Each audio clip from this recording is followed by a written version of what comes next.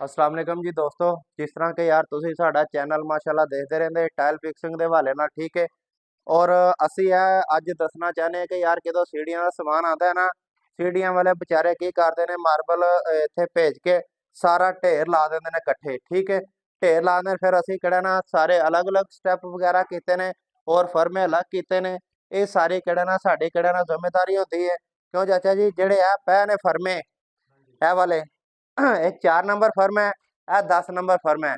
ਇਹ थलों असी सीढ़ी स्टार्ट करनी है 1 2 3 4 इस तरह 10 करने ने। ਇਹ लैके आओ जरा।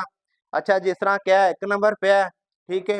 इस तरह ही ना ये देखो जरा इधर आके, यह पे साढ़े को 3 नंबर फर्मा, यह 12 नंबर फर्मा, 15 नंबर फर्मा, 14 नंबर फर्मा, 7 नंबर फर्मा, ठीक है। और 9 नंबर, 2 नंबर, ठीक है। तो उस तो बाद जनाब मेरी इधर आओ जरा, चाचा जी इधर आओ जरा। ये पहले इतों स्टार्ट हो 1 नंबर फर्मा, फिर 2 नंबर फर्मा, ऐसे तरह ही 3 नंबर 4 5 सीढ़ी जी उपर तिकर ना मेरे वाले वेखो, उत्तों तिकर जी सीढ़ी है ना, 10 12 जोड़े फर्म है ना, 13 14 ए सारे इंज नंबर वाई जाने हैं। सीढ़ी का काम बड़ा अहम होता है ना, हो कि बस हाँ समझ गए है ना।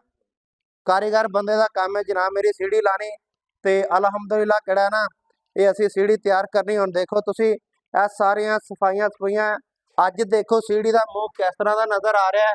इंशाल्लाह चमका देंगे यार सीढ़ी। यार सीढ़ी दे माहिर है अलहमदुलिल्लाह। कोई सीढ़ी लगवाना चाहे तो साडा नंबर लगा प्रोफाइल दे विच, जाके साडे नाल राबता कर लवो जनाब।